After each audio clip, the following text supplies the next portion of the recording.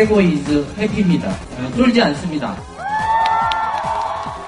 무슨 말든 할 수 있고 눈치 보지 않고 아무거나 할 수 있더라고요. 진실을 지키는 뉴스 바리케이드. 국민일보 해직 기자 조상훈의 뉴스바. 조상훈입니다. 5월 21일 수요일 뉴스바입니다. 오늘 뉴스바가 준비한 소식입니다. KBS가 기자와 PD들의 경고성 제작거부에 이어 총파업 국면으로 접어들고 있습니다. 이명박 정권 이후 공고해진 정권의 언론장악 야욕, 그리고 여기에 부응하는 일부 언론인들의 권력을 향한 해바라기 같은 행태가 KBS 사태의 원인일 것입니다. 청와대와 KBS 상부의 유착 또는 교감 의혹은 이런 구조를 단적으로 드러내는 상징적 사건입니다. 박근혜 대통령은 기회 있을 때마다 언론을 장악할 의도도 없고 그럴 수 있는 시대도 아니라고 했습니다. 뉴스바는 오늘 참여정부에서 대통령 홍보수석과 비서실장을 지낸 이병환 전 노무현재단 이사장을 인터뷰합니다. 이병환 전 이사장은 6.4 지방선거 광주광역시장 후보이기도 합니다. 그러나 오늘은 청와대에서 대언론 창구 활동을 한 경험을 바탕으로 KBS 사태를 진단하는 데 초점을 맞춰 인터뷰를 진행하겠습니다. 수요일의 요일별 코너 오보의 역사에서는 미디어 오늘 정철은 기자와 함께 세월호 보도와 관련해 최근 잇따라 터져나온 방송사 기자들의 반성문을 다루겠습니다. 잠시 광고 듣고 이어가겠습니다. 안녕하세요. 참여연대 회원인 MBC 해직 기자 이용마입니다. 2014년 대한민국은 과거로 회귀하고 있습니다. 민주주의에 꽂힌 선거에 국가기관이 대대적으로 개입해 국민의 권리를 짓밟았습니다. 하지만 불법을 저지른 정부는 비판하는 사람들에게 오히려 종북딱지를 붙이고 있습니다. 경제민주화와 복지국가를 만들자는 국민과의 약속은 실종되고 공공부문 민영화가 국민의 동의 없이 강행되고 있습니다. 그래서 20살 청년 참여연대는 다시 신발끈을 묶습니다. 진실과 정의가 승리하는 나라, 권력이 국민에게 복종하는 나라, 특권층만이 아니라 대다수 국민이 행복한 나라를 만들기 위해 더 열심히 뛰겠습니다. 국민TV 라디오 청취자 여러분, 참여연대에 회원이 되어 함께 뛰어주세요. 세상은 저절로 좋아지지 않습니다. 회원가입은 홈페이지 www.peoplepower21.org 또는 전화 02-723-5300번을 통해 할 수 있습니다.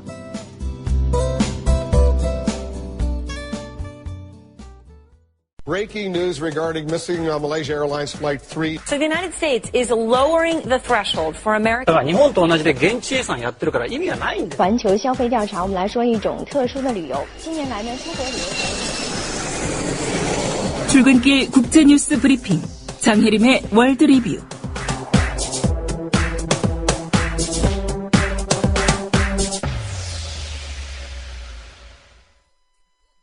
네, 밤사이 주요 국제 뉴스부터 정리하겠습니다. 장혜림 캐스터입니다. 안녕하십니까? 네, 안녕하세요. 네, 시진핑 중국 국가주석 그리고 블라디미르 푸틴 러시아 대통령 정상회담을 가졌죠? 네. 어떤 대화들이 오고 갔습니까? 네, 중국 시진핑 주석과 러시아 푸틴 대통령은 20일 오전 정상회담을 열어 전략협력 동반자 관계를 더 높은 수준으로 끌어올리기로 합의했습니다.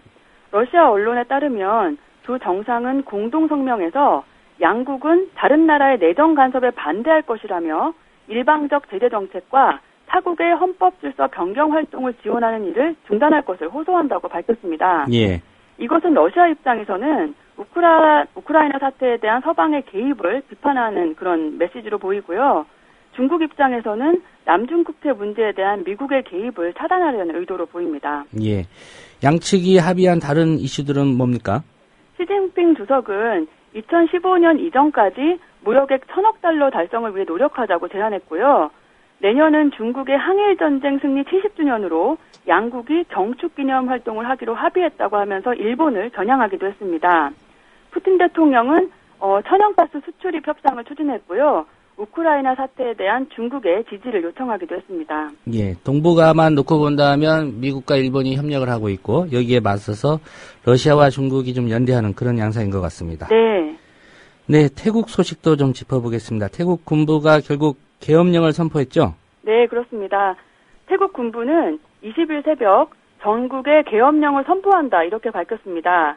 군은 이번 조치는 국민을 안전하게 하기 위한 것으로 국민은 평소대로 생업에 종사하라 이렇게 말하면서 계엄령 선포가 쿠데타를 의미하는 건 아니다 이렇게 강조했습니다. 계엄령 선포 후에 군부는 과도 정부가 경찰을 중심으로 운영해온 평화질서관리센터를 해산했습니다. 그리고 평화유지 지휘센터를 설치해서 평화유지 활동에 영향을 끼치는 기사와 영상 제작, 그리고 그것의 배포와 판매를 금한다고 발표하면서 언론 통제에 나섰는데요. 예. 이제 태국의 방송국은 병사들이 장악하게 된 겁니다. 예. 그동안 태국에서는 친정부 세력 그리고 반정부 세력 간의 시위대들이 충돌해오지 않았습니까? 그렇습니다. 태국에서는 지난해 말부터 반정부 시위가 6개월 넘게 이어졌는데요. 사법 쿠데타로 불리는 헌법재판소의 잉락 친나와 총리 해임 이후에도 반정부 세력의 시위가 계속됐습니다. 옐로우 셔츠라고 불리는 이 반정부 시위대는 새 과도 총리를 선정해 임명하겠다는 입장이었고요. 예. 반면에 탁신 전 총리를 지지하는 세력이면서 레드 셔츠라고 불리는 친정부 진영은 선거로 구성된 현 정부를 무너뜨리고 새 총리를 임명하는 것은 위헌이자 반란이라고 주장했습니다. 그러면서 반정부 진영이 새 과도 정부 구성을 강행하는 것에 굉장히 강력히 반대해왔습니다. 작년 11월 반정부 시위 사태가 발생한 후에 경찰과 시위대가 충돌하면서 지금까지 28명 이상이 숨지고 800명 정도가 다쳤습니다. 예.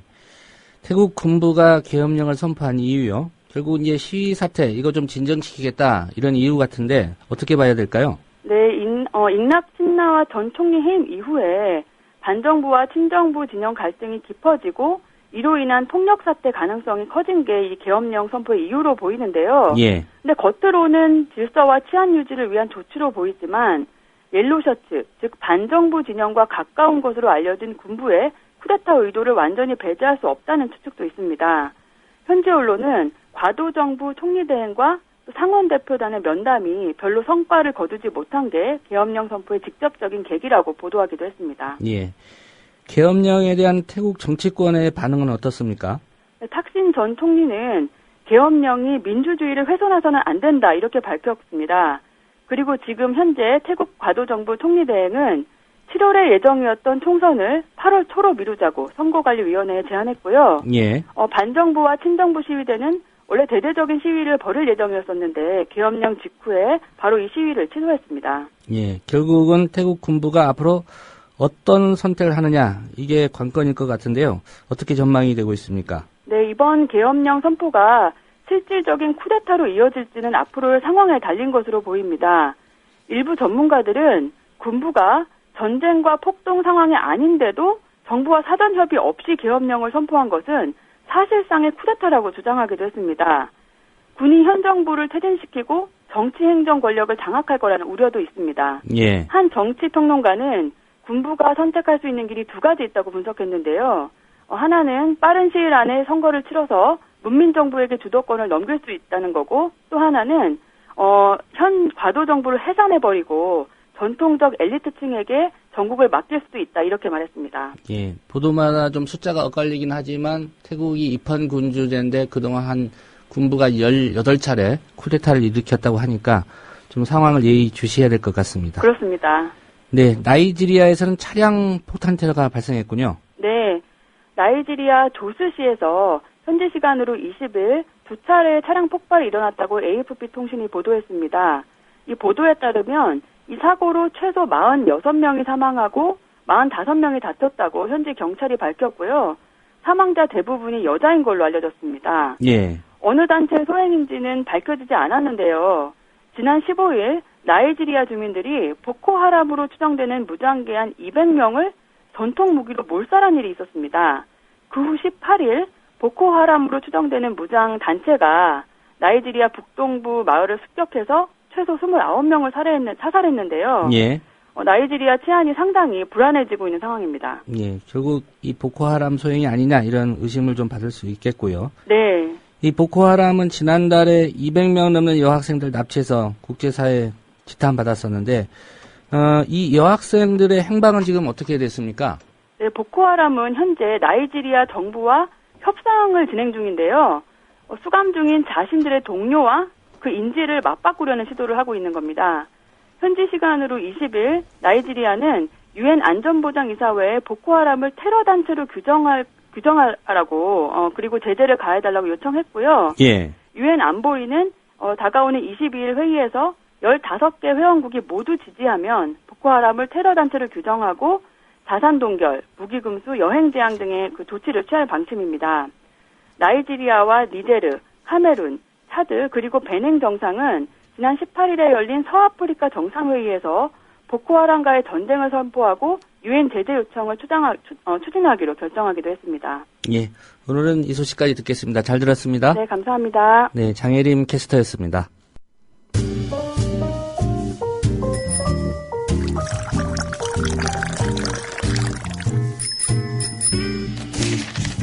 아침 신문 귀로 읽기 김용민 PD의 조간 브리핑.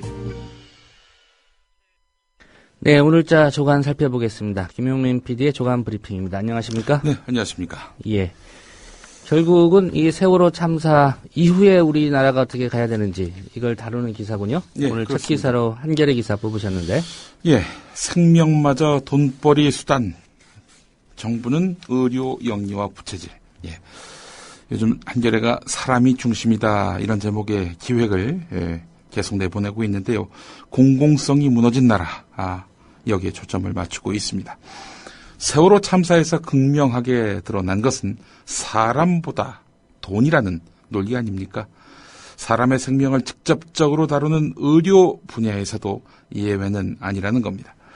우리나라에서는 아무리 좋은 대학병원이 있고 세계 제2대 치료법을 갖추고 있다 해도 치료비가 없으면은, 이거 사실은 이용할 수 없게 된 것이 이미 오래전의 일이죠. 근데 이런 의문을 가지실 수가 있습니다. 아니, 치료비가 없으면 당연히 치료를 못 받는 거 아니냐? 이렇게 말이죠. 자, 그런데 말이죠. 영국은 국민이 아프면 무료로 치료를 해줍니다. 무상의료 제도가 시행되고 있는 겁니다. 지금은 껍데기만 남았다지만 북한도 60년 넘게 무상의료 체제입니다. 아니, 상하이 임시정부부터 농민, 노동자에게 비용 부담 없는 의료를 실시하자. 이렇게 방침이 세워졌습니다. 자, 이런 무상의료가 가능하려면 공공의료기관이 튼실해야 하겠죠. 그러나 대한민국의 현실은 어떻습니까? 국민의 건강과 생명을 지켜야 할 의료가 수익성을 제1원칙으로 삼는 민간 병원에게 맡겨졌습니다. 국내 병원의 90%는 민간 병원입니다. 세계에서 가장 높은 수준입니다. OECD 평균은 24.9%인데 말이죠. 우리는 90%란 얘기입니다. 민간 의료의 천국, 그야말로 민간 보험의 왕국으로 불려서 이 손가락 하나 절단되면 수천만 원을 내야 하는 미국 같은 경우도 75.1%가 민간 병원입니다. 미국보다 훨씬 높다는 거네요. 예, 그렇습니다. 우리가 훨씬 더 나쁘다는 얘기입니다. 민간 병원들은 치열한 경쟁 속에서 살아남고 이윤을 많이 남기기 위해서 수익을 쫓아 운영하고 있습니다. 환자들을 돌보기 위해서 꼭 필요한 간호사는 수익에 별 도움이 되지 않기 때문에 채용을 줄이고 각종 고가의 검사, 수술 장비는 많이 들여와서 환자들에게 비싼 검사를 권유합니다. 2010년 기준으로 OECD 자료를 보게 되면 인구 1000명당 활동 간호사 수가 우리나라 같은 경우 2.3명입니다. OECD 23개 나라 가운데 가장 적습니다. 반면에 보험 적용이 거의 되지 않는 MRI라고 불리죠. 자기공명 영상장치는 인구 100만 명당 19.9대로 OECD 평균보다 훨씬 많습니다. 역대 대통령 공공의료를 확대하고 또 강화하겠다 이렇게 공약했지만은 지켜지지 않았지요. 박근혜 정부는 원격 의료 허용이라든지 병원들의 영리 자회사 설립 허용 같은 의료 영리화를 부추길 수 있는 그런 정책들을 추진하고 있습니다.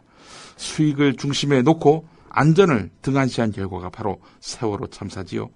그렇지 않아도 더 많은 수익을 위해 줄다름질 치고 있는 국내 병원들에게 자회사를 통해서 영리 부대 사업을 할 수 있게 해주는 이런 의료 영리화 정책이 가속화되면은 환자들의 의료비는 더 올라갈 것이 불을 보듯 뻔합니다. 예. 우리나라 병원들이 간호사 수는 줄이고 그 돈으로 MRI 같은 거 도입해서 돈벌이에 치중했다. 네. 이런 지적이군요. 그렇습니다. 박근혜 대통령이 내놓은 대국민 담화 이를 두고 곱씹어 볼수록 문제가 많다라는 지적들이 나오고 있습니다. 이게 얼마나 부실한 내용들인지 한번 짚어보겠습니다. 오늘 동아일보 사면을 보면은 그 부실한 내용을 짚은 거라기보다는 박근혜 대통령이 상당히 고심이 많았다, 생각이 많았다, 이런 점을 강조하는 내용이 담겨 있습니다. 그러나 이 기사 속에서 박 대통령의 단견을 엿볼 수 있는 대목이 적지 않습니다. 예. 우선 대표적으로 박 대통령은 담화에서 심각한 인명피해 사고를 일으키는 사람에게 엄중한 형벌이 부과될 수 있도록 형법 개정안을 제출하겠다라고 밝혔는데, 이런 구상은 어디서 비롯됐느냐? 뭐 이미 다 아실 겁니다. 2012년 배가 암초에 부딪혀서 좌초되는 상황에서 승객을 버리고 도망간 이탈리아 선장. 예. 이 이탈리아 선장에게 이탈리아 검찰이 2697년형을 구형했다는 보도를 보고, 예. 우리도 이거 도입하자, 이랬다는 겁니다. 이준석 선장에게 한 3,000년 구형해야 된다. 글쎄 말입니다. 이러면 형법 고쳐야 되거든요. 예.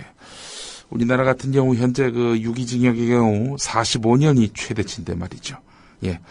뭐 앞으로 그 형량을 대폭적으로 늘려가지고 사실상 사형에 준하는 조치를 강구하라, 이렇게 지시를 한 거지요.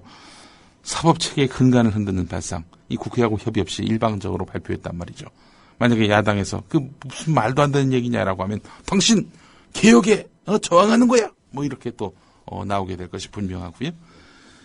소통 없이 일방적으로 이렇게 할 테니까 너희들은 따라라, 이 국회를 졸로 하는 자기 아버지의 어떤 행태를 답습하는 모습을 노출했던 거지요. 자, 기가 막힌 부분이 이겁니다. 행정고시 폐지까지 검토했다고 합니다. 이 관피아들 문제가 많다 해서 행정고시를 없애야 되겠다. 해경도 문제가 있으니까 해경은 없애고, 예. 예. 관피아 문제니까 행시 없애고, 예. 검찰이 문제면 사시 없앱니까? 글쎄 말입니다. 이번에 또 언론 보도 문제가 많았죠. 뭐 언론사 시험도 다 없애버리면 되겠네요. 이른바 언론고시. 예. 나중에는 청와대 앞에서 과거 시험 보겠다는 얘기인가요? 예. 제 언론과 관련한 그 이야기를 제가 잠깐 했는데, 방금 최민희 의원으로부터 보도자료 하나가 날라들었습니다. 1,000원 구조됐다, 이 오보. 어느 방송이 처음 보도했느냐. 그래서 큰 구조의 혼선을 낳았느냐. 이 궁금하지 않으십니까? MBC였다고 합니다. MBC요? 예. 예. 김장겸 보도국장의 MBC였다고 합니다. 최초 보도가 MBC였다는 얘기죠? 예, 그렇습니다. 그래서 결국 참사 과정에서 구조 활동의 혼선을 빚게 하고 전 국민을 또 혼란케 했던 결정적인 오보, 학생 전원 구조 오보를 공영방송인 MBC가 시작했다, 이런 이야기입니다. 김장겸 보도국장, 예, 뭐 지금 뭐 과거에 MBC의 그 국제부 차장으로 있을 때 말이죠. 그때 국제부 부장이 신경민 새정치민주연합 최고위원이거든요.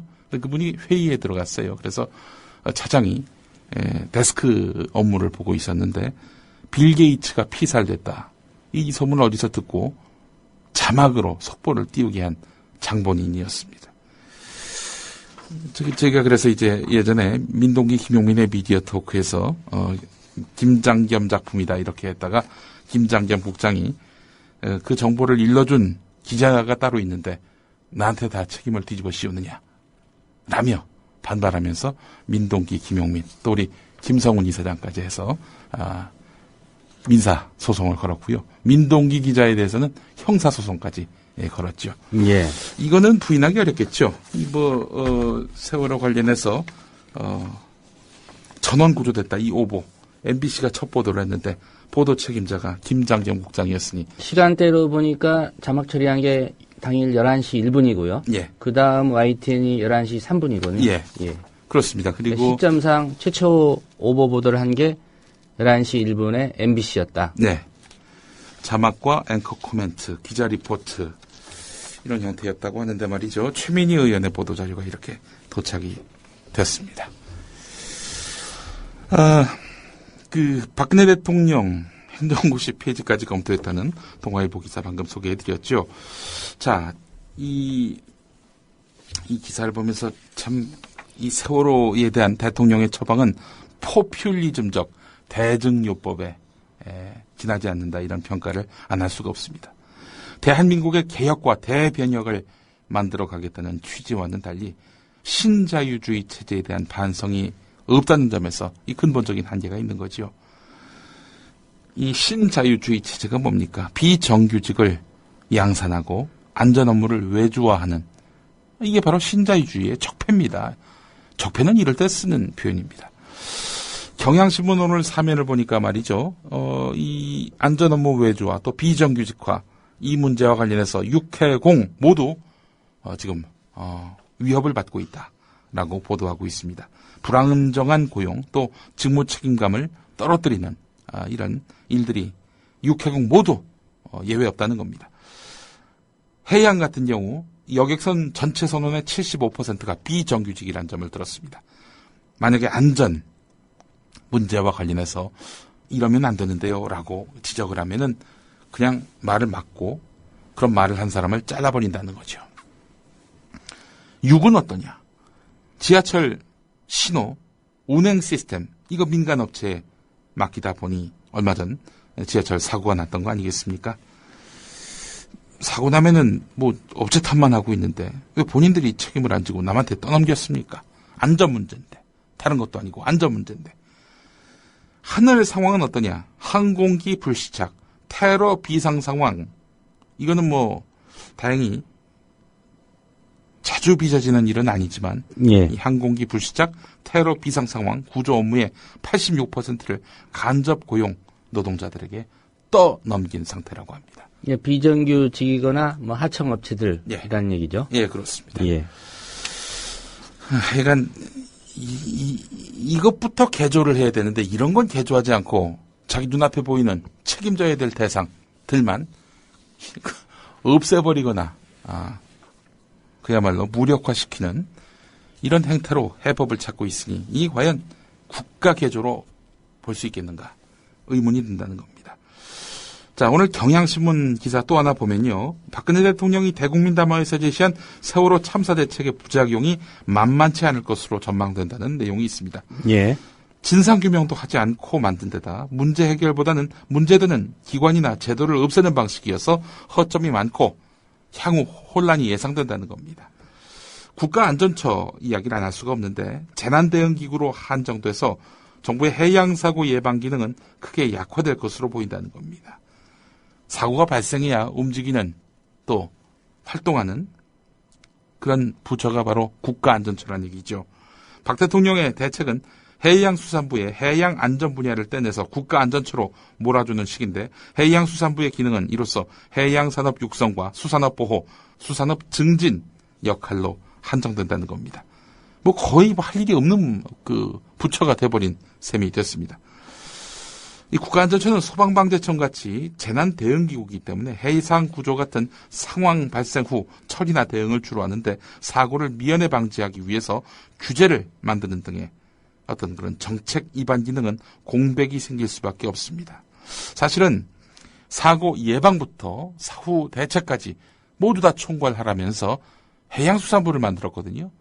해양경찰청은 해양수산부 외청입니다. 그런데 사고 발생 이후에 할 역할을 따로 떼내서 국가안전처에 몰아준다? 예방은 누가 하느냐 이겁니다. 해양경찰청 해체에 따른 업무 혼선도 문제라는 겁니다. 박근혜 대통령은 해경의 수사정보 기능은 경찰청으로 넘기고 해양구조, 군안과 해양경비 분야는 신설하는 국가안전처로 넘기겠다고 발표했는데 이대로라면은 해경의 주요 업무 가운데 하나인 불법조업 단속은 신설될 국가안전처가 맡고 수사는 경찰이 해야 하는 등 업무가 이원화된다는 겁니다. 결국 중국 어선들이 해경 해체에 반색할 수밖에 없을 것이다. 이런 인터넷 안에서 떠도는 소문이 사실로 확인되고 있습니다. 국가안전처와 관련해서 이 기사 주목됩니다. 경향신문 3면인데요. 해양경찰의 구조, 군안, 오염방제 이런 업무에다가 소방방재청과 안전행정부의 안전관리 기능까지 떠안게 된 국가안전처. 자, 근데 국가안전처의 인력 배치를 보니까 말이죠. 총 8,000명 정도 예상되는데 여기에 해경 인력만 따져보니까 7,000명이었다는 겁니다. 8,000명 중에 7,000명이 해경 출신, 해체되는 해경 조직 출신이라 하니 이건 뭐 간판만 바뀌는 거 아니냐라는 그런 의문입니다. 최동해 경찰청장이 세월호 유가족 미행 논란에 대해서 사과했습니다. 안산 단원경찰서가 유가족에게 동의를 구하지 않고 정보 형사를 배치했지요. 자, 뭐 한마디로 얘기해서 불법 사찰로 볼 수밖에 없는 겁니다. 여기에 대해서 경기경찰청장이 사과를 했는데 대통령이 눈물을 흘리며 대국민 담화를 발표한 직후에 유가족을 미행했다. 이건 뭐 그야말로 대통령 사과의 진정성까지 의문시 되지 않을 수 없는 만행이죠. 한마디로 얘기해서. 자, 그래서 오늘 중앙일보가 세월호 유가족 미행이라니 참 나쁜 경찰, 이런 제목의 사설을 실었습니다. 한겨레 사설은 어떨까요? 경찰은 박근혜 대통령이 대국민 담화를 통해서 눈물을 흘리며 참사의 책임을 인정한 바로 그날 침몰 현장인 진도로 내려가는 유족들을 미행했다. 앞에서는 사과하고 위로하면서 뒤로는 불법 사찰을 한 꼴이다. 유족들을 잠재적 범죄자로 취급하지 않는 다음에야 이럴 수가 없다. 유가족을 대하는 정부의 태도가 앞에서 이야기하는 것과 뒤에서 대하는 것이 완전히 다르다는 유족 대표의 말 그대로다. 그런 이중성은 곳곳에서 드러난다. 대통령 담화에는 희생자, 실종자 가족들이 간절히 원하는 실종자의 완벽한 구조에 대한 언급은 전혀 없다. 가족대책위원회가 청와대 면담에서 요청한 철저한 진상규명의 구체적인 방안도 담화문에서는 여전히 모호하다. 그러고서는 진상규명 이후에야 가능한 제도 개선 방안만 급하게 나열하고 있다. 가족들의 고통보다 사태의 미봉과 정권의 안위만 중시한다는 의심을 받을 만하다. 앞서 청와대 대변인은 순수한 유가족, 이런 말로 유가족들을 모욕하기도 했다. 이러고서 어떻게 진정성을 인정받을 수 있겠는가? 이런 내용입니다. 경향신문 이면을 보니까 말이죠. 새정치민주연합 김의원 의원실이 경찰청에서 받은 자료를 소개하고 있습니다. 지난달 16일부터 바로 어제까지 안산 단원고와 합동분향소에 모두 801명의 정보경찰이 투입됐다고 합니다. 사고 초기에는 하루에 한 20여 명 수준이었는데 지난 5월 2일부터는 30명 가까이 늘렸다는 겁니다. 그러니까 그 801명이라고 하는 것은 누적 인원을 말하는 거지요. 단원경찰서와 경기경찰청에다가 경찰청 소속 정보경찰까지 투입했다고 하는데요. 진도에 있는 정보경찰까지 합하면은 모두 1,700명으로 추정됩니다. 정보경찰. 우범지역, 우범대상에 배치하는 거 아니겠습니까? 안전 문제 때문에 정보 형사를 미행시켰다. 경기경찰청장이 이렇게 해명하더군요. 유가족의 안전 문제입니까? 아니면 박근혜 정권의 안전 문제입니까? 서울신문 8면을 보니까 말이죠. 박근혜 대통령이 지난해 취임 직후에 공공기관에 낙하산 인사는 없을 거라고 약속했지만 이번 정부 들어서 새로 임명된 공공기관장 가운데 절반 가까이가 관피하 등 낙하산 인사로 채워진 것으로 나타났다. 이런 내용의 기사가 있습니다. 낙하산 관행, 말로만 없애겠다. 이랬던 거지요. 법적으로 취업 금지시켜야 하는 것에 대해서 새누리당은 미적대고 있습니다. 진정성이 없는 거지요. 자, 박근혜 대통령 구속조치 안 세울 수가 없겠죠. 그건 바로 인적 쇄신입니다. 일단 정홍원 총리가 그만둔다고 밝힌 마당에 결국에는 새 총리 지명은 안 할 수가 없는 형국인데요. 사표를 수기했으니까요. 오늘쯤 정홍원 국무총리 후임 인선을 발표할 것으로 보인다는 동아일보 일면 기사가 있습니다. 예. 후임 총리 인선을 최대한 서두른 다음 6.4 지방선거 이전에 개각을 발표할 수도 있다는 건데요. 세월호 전국을 빨리 수습하려면 인적 쇄신을 끝내야 하는 만큼 지방선거 일정과 무관하게 속도를 높일 수 있다는 이야기입니다. 지방선거 일정과 무관할 수가 있겠습니까? 이 개각이 일종의 국면 전환의 카드가 된다면 말이죠. 속도를 내고 있습니다. 자, 지금 후임 총리감으로 누가 거론되고 있느냐? 한광옥 국민대통합위원장. 늘 민주당에 있다가 지난 대선 국면에서 박근혜 후보 품에 안긴 분이죠. 예. 한광옥 국민대통합위원장. 이분이 뭐 해직 언론인들 어떻게 이 문제를 해결해 주겠다라고 밝혔던 인물 아닙니까? 해직 언론인이신 조상훈 국장. 이분 하신 일 있나요? 네, 저는 그 자리에 가지 않았고요. 네. 이 한강옥 씨뿐만 아니라 정치권에서 뭐 해주겠다는 약속은 믿지 않는 게 좋습니다. 예, 기대를 안 하셨군요. 예. 예. 기대를 안 한 만큼, 답답하지도 않으시겠군요. 그럼요. 아무 한 일도 없습니다, 이분이. 법원에서 알아서 해줍니다. 예. 법원에서 다 이 해직 언론인들 승소를 시켜줌으로써 이렇게 해결을 해주고 있는 양상인데. 그 외에 이장무 전 서울대 총장, 김성우 전 법무부 장관, 안대희, 김능환 전 대법관, 이 사람 지난 대선 때? 중앙선관위원장이었죠. 나중에 선관위원장 그만두고 편의점 잠깐 하다가. 로펌 갔죠? 네, 대형 로펌. 예. 이 양반까지 지금 총리로, 거론되고 있다. 놀랍네요. 예. 지난 대선, 개표부정 논란이 여전한 상황인데 말이죠. 예. 그리고 한덕수 한국무역협회장도 거론되고, 심지어 이인재, 김무성, 김문수 이런 분도 이름이 오르내리고 있다. 오늘 동아일보가 보도하고 있습니다. 예. 제가 박근혜 대통령이라면 저는 김한길, 안철수 두 사람 중에 한 명을 총리로 지명합니다. 예. 받든 말든. 예. 하여간 대통령의 국정운영 철학에 대해서 공감하는 분을 주로 총리로 검토할 텐데. 예. 자, 이 세계일보 일면 기사로 한번 가보겠습니다. 예. 그렇다면은 지금 야당으로부터 저 사람 그만둬야 된다라고 지목받고 있는 사람이 대표적으로 두 사람 아닙니까? 김기춘, 남재준. 네, 그렇습니다. 예. 김기춘 청와대 비서실장과 남재준 국정원장인데요. 세계일보 일면 기사에 따르면 여권 복수 관계자의 말을 빌린 겁니다. 남재준은 교체한다.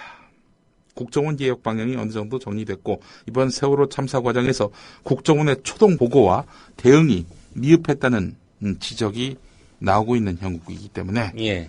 남재준은 교체하되 김기춘은 어떻게 할 것이냐. 김기춘 청와대 비서실장은 왕 실장으로 불리면서 대통령의 의중을 대변해 왔다는 점에서 보좌 실패에 대한 최종 책임을 질 수밖에 없습니다. 대통령이 본인이 그랬잖아요. 이 모든 책임이 나한테 있다고 말이죠. 청와대 인사위원회 위원장이면서 그동안 박근혜 대통령이 해온 불통과 편중 인사에 대한 비판에서도 자유롭지 못한 인물이 바로 김기춘 실장입니다.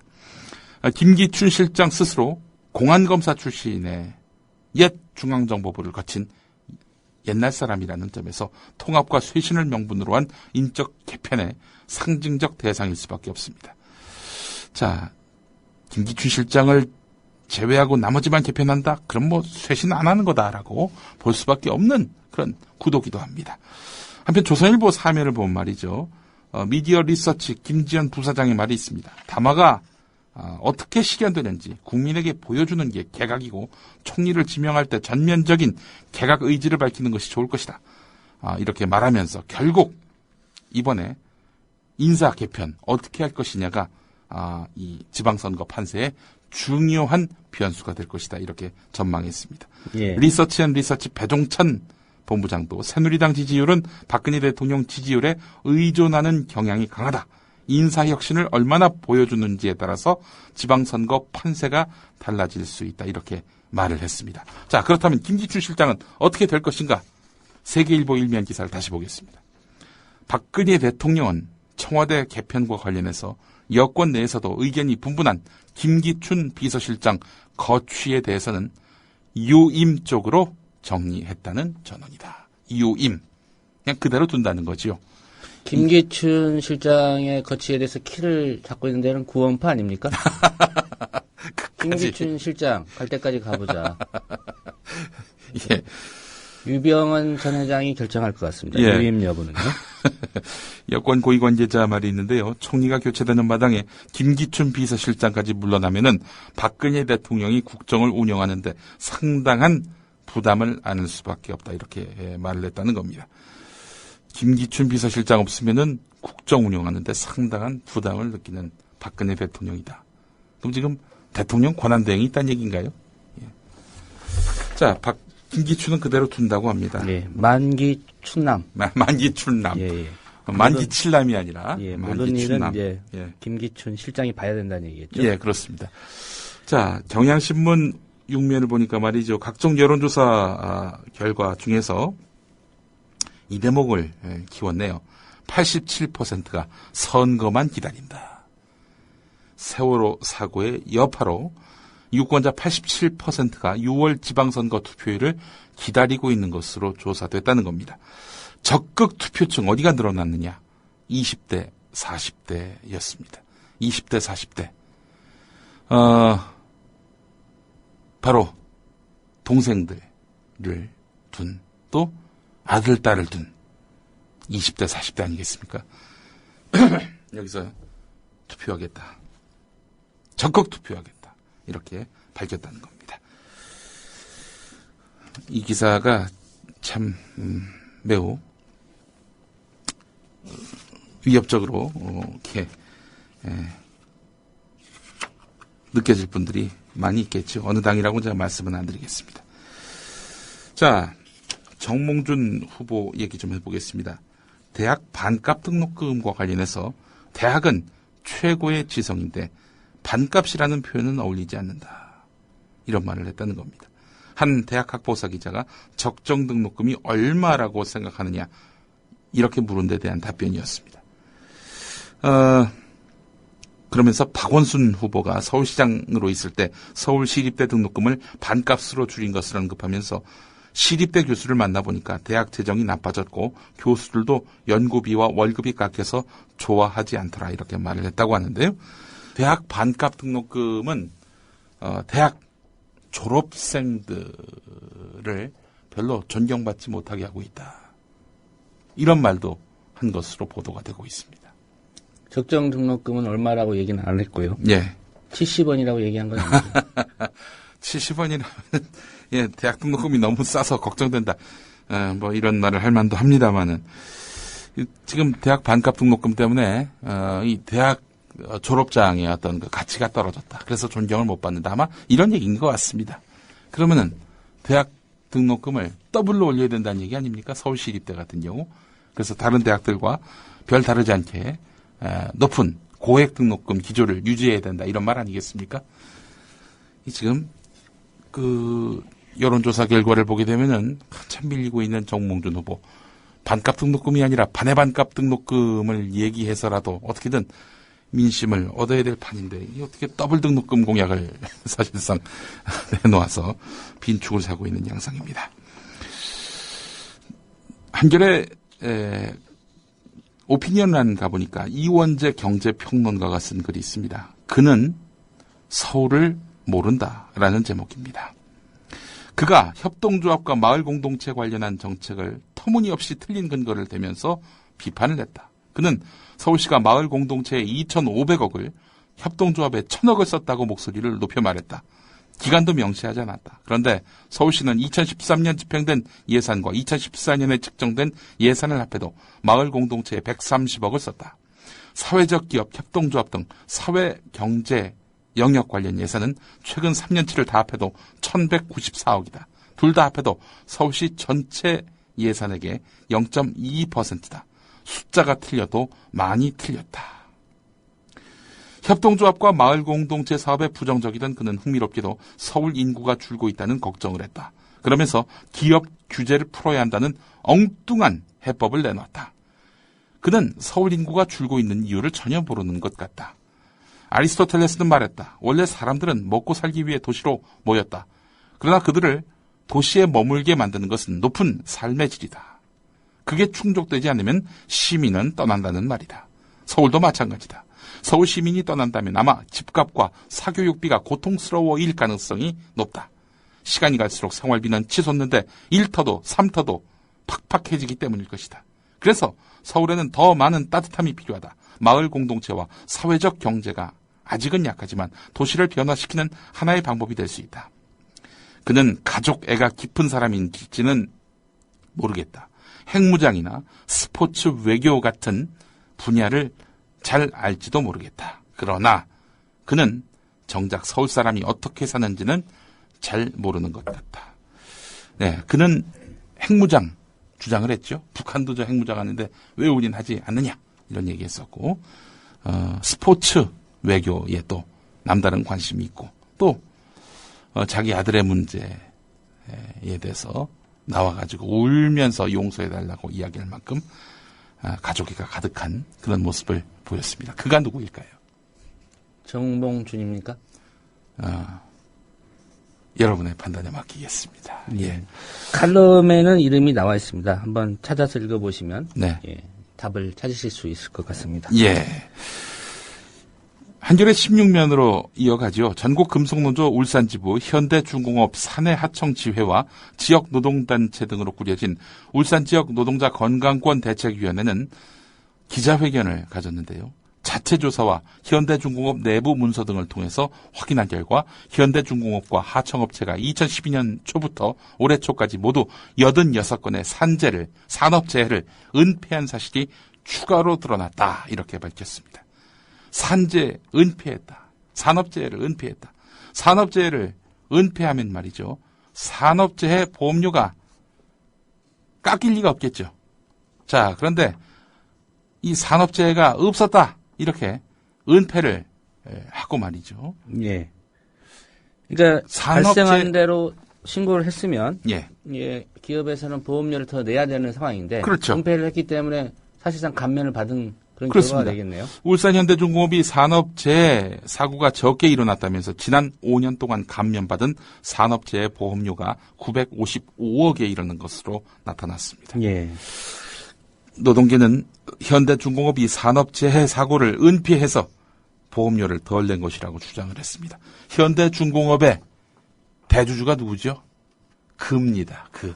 바로 그였습니다. 네. 삼성 노동계 시민사회의 말을 종합하면은 삼성이 지난 14일에 백혈병 사태에 대한 사과와 함께 적극적인 해결 의지를 밝힌 것은 이건희 회장의 건강 악화로 앞당겨지게 된 이재용 삼성전자 부회장을 중심으로 한 3세 경영체제로의 전환을 위한 사전 정지 작업이라는 그런 해석이 지배적이다. 오늘 한겨레 이면 기사의 요지가 이렇습니다. 삼성이 그동안 사회적으로 비판받아온 쟁점들을 그대로 방치할 경우 삼성 3세 체제의 본격 전환에 큰 부담으로 작용할 것이라는 판단이 작용했다는 겁니다. 자, 이제 관심은요. 삼성이 창업자의 경영 철학을 이유로 해서 70년 동안 고수해온 무노조 경영에 쏠리고 있습니다. 무노조 경영, 이건 헌법에서 보장한 노동자의 권리를 가로막고 시대 흐름에 역행한다는 비판을 들어온 것이지요. 삼성도 때맞춰서 무노조 경영의 변화 가능성을 배제하지 않는 발언을 했다는 겁니다. 미래전략실 이모는 무노조 경영의 취지는 노조 금지가 아니라 노조가 필요 없을 정도로 직원 대우를 잘해주는 것이라면서 지금은 과거와 상황이 많이 달라졌다. 이미 노조를 만든 계열사 사업장이 계속 늘어나고 있고 복수노조 허용 같은 과거와는 법제도가 달라져서 설령 노조를 막고 싶어도 막을 수 없는 상황이다. 이렇게 말을 했다고 합니다. 그래서 삼성이 무노조 원칙을 포기할 가능성이 있다. 이런 내용입니다. 오늘 여기까지입니다. 네, 김용민 PD의 조간 브리핑이었습니다. 잘 들었습니다. 예.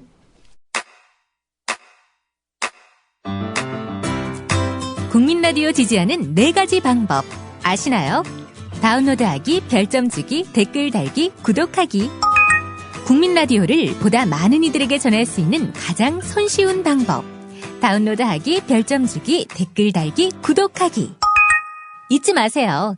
다운로드하기, 별점 주기, 댓글 달기, 구독하기.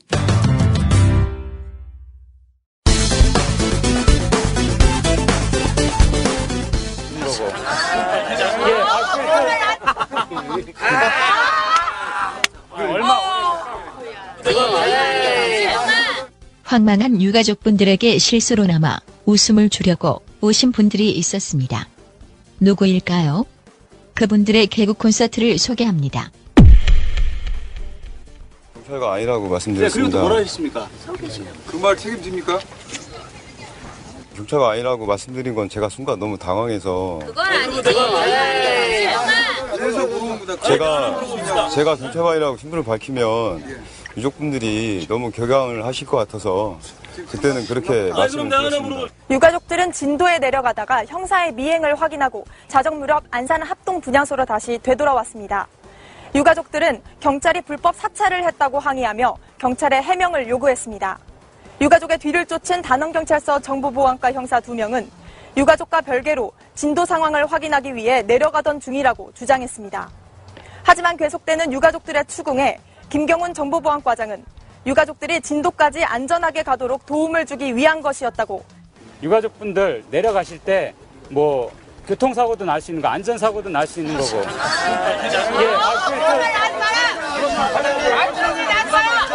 말씀드립니다. 사찰이라고 볼 수는 없다고 생각합니다. 저희가 미리 말씀을 못 드렸는데요. 현장에는 최동의 경기 경찰청장까지 나와 자기가 일단 그냥 이렇게 신분이 드러나면은 그 자기 직속 상관 그 정보 보안과장이나 이런 사람한테 불이익을 줄까 싶어갖고 직원이 좀 당황했던 것 같습니다. 속칭 말하는 미행이 되려고 하면은 그분의 어떤 불이익을 주기 위해서 다른 간격고 미행으로 저는 봅니다. 그런데 저분들이 그냥 이렇게 절차는 잘못됐지만은 그런 불이익을 줄 마음은 없었습니다. 그래서 나쁜 의도가 없으면 경찰은 아무나 뒤를 쫓아다녀도 되나요? 아무나는 아닙니다. 저희들이 보호해야 될 분들입니다. 정말로 근데 보호해야 될. 그런데 유가족의 안전을 왜 정보과에서 한다는 것일까요? 황필규 변호사는 말이 안 된다고 합니다. 애로사항을 파악하고 주민들을 보호하는 업무는 정보보안과의 업무는 아니거든요. 정보과는 엄연히 범죄 혐의에 대한 정보 수집이나 범죄 혐의자에 대한 동향 파악의 업무를 하는 곳이거든요. 유가족들은 떳떳한 정보 활동이라면 그동안 수집한 정보를 공개하라고 요구했지만 최 청장은 경찰 창설 이래 공개한 적이 없다고 거부했습니다. 그 작성된 보고서 중에서 가족분들과 관련된 내용을 공개할 용의는 있으십니까? 근데 그 공개 자체가 지금까지 어떤 그런 정보사항 보고에 대해서 공개한 적이 없습니다. 국회에서 근데 요구하는 경우에도 정보사항 보고는 저희들이 공개하지 않습니다. 그거 좀 이해해 주시기 바랍니다. 정보 보고서는 근데 열나무 다 파기하도록 되어 있습니다. 만약 국회에서 요구하는 경우에도 전산화 다 돼 있다고 그러셨는데요? 국회에서 요구하는 경우에도 정보 보고서를 직접 주지는 않습니다. 아닌데 아까는 전산화돼 있다라고 그러셨고 지금 또 파기 전산화돼 있나? 전산화돼 있으면 그게 금방 지워 삭제가 됩니다.